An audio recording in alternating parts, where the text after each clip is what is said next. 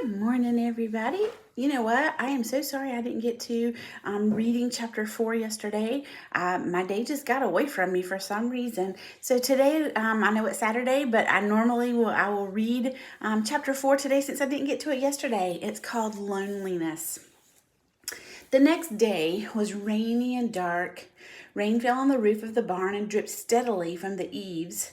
Rain fell in the barnyard and ran in crooked courses down into the lane where the thistles and the pigweed grew. Rain spattered against Mrs. Zuckerman's kitchen windows and came gushing out the downspouts. Rain fell on the backs of the sheep as they grazed in the meadow. When the sheep, tired of standing in the rain, they walked slowly up the lane and into the fold. Rain upset Wilbur's plans. Wilbur had planned to go out this day and dig a new hole in his yard. He had other plans too. His plans for the day went something like this. Breakfast at 6:30, skim milk, crusts, middlings, bits of donuts, wheat cakes with drops of maple syrup sticking to them, potato skins, leftover custard, pudding with raisins, and bits of shredded wheat. Breakfast would be finished by 7. From 7 to 8, Wilbur planned to have a talk with Templeton, the rat that lived under his trough. Talking with Templeton was not the most interesting occupation in the world, but it was better than nothing. From 8 to 9, Wilbur planned to take a nap outdoors in the sun. From 9 to 11, he planned to dig a hole or a trench and possibly find something good to eat buried in the dirt.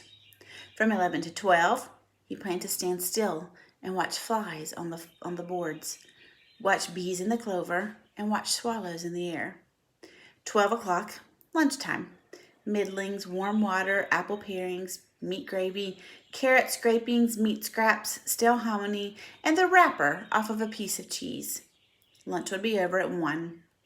From 1 to 2, Wilbur planned to sleep. From 2 to 3, he planned to scratch itchy places by rubbing against a fence.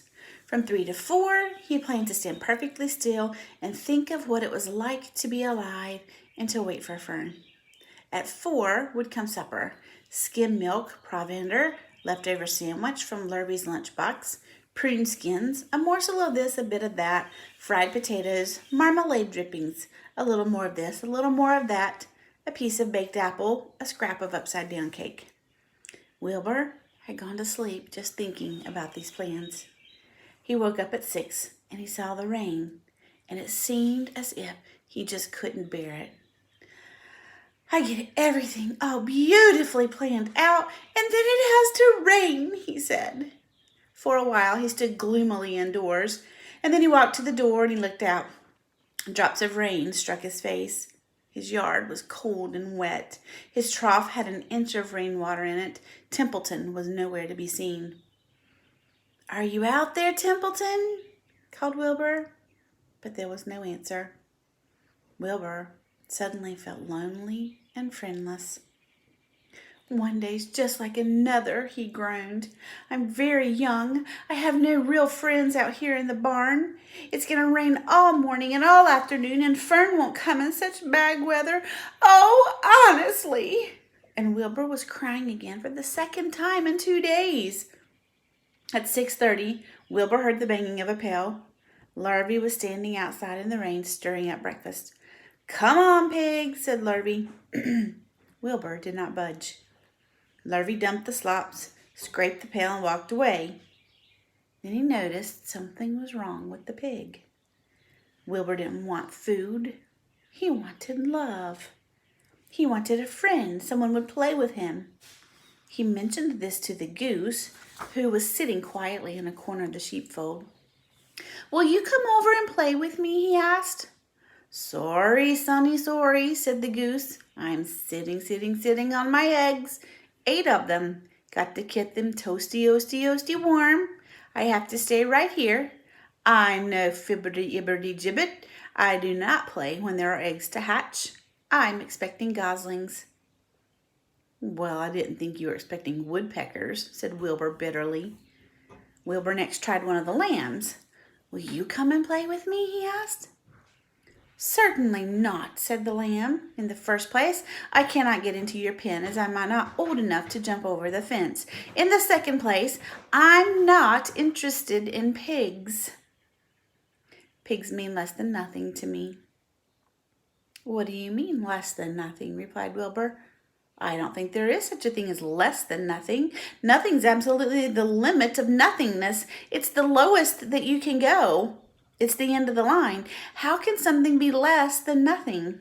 If there's something that's less than nothing, then nothing would be not nothing. It would be something, even though it's a little bit of something. But if it's nothing is nothing, then nothing has nothing that it is that it is. Oh, be quiet, said the lamb. Go play by yourself. I don't play with pigs. Wilbur laid down and listened to the rain. Soon he saw the rat climbing down a slanting board that he used as a stairway. Will you play with me, Templeton? Asked Wilbur.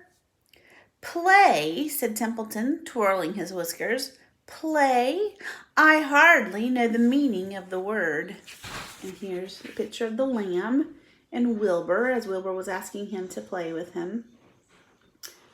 Wonder what the lamb meant. What do you think the lamb meant that pigs were meant less than nothing to him? Wasn't being very nice. Well, said Wilbur, it means to have fun, to frolic, to run and skip and make merry. I never do those things if I can avoid them, replied the rat sourly.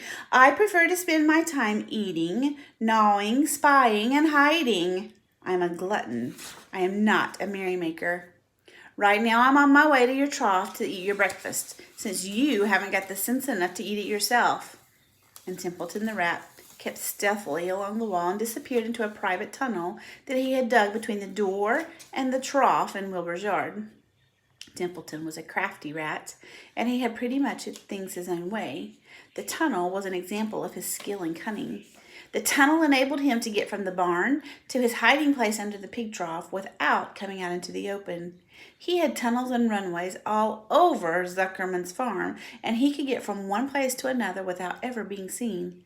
Usually he slept during the daytime and was abroad only after dark.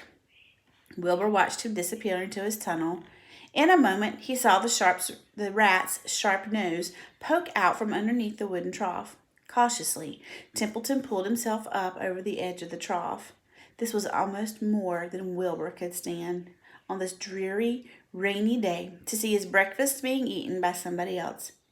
He knew Templeton was getting soaked out there in the pouring rain, but even that didn't comfort him.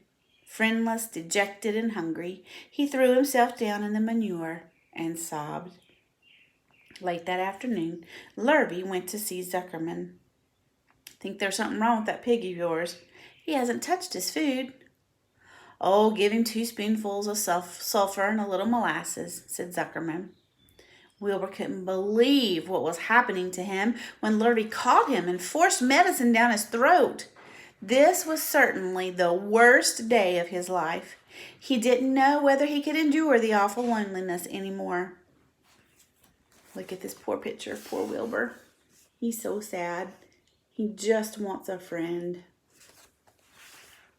Darkness settled over everything. Soon there were only shadows and the noises of the sheep chewing on their cuds and the occasional rattle of a cow chain up overhead.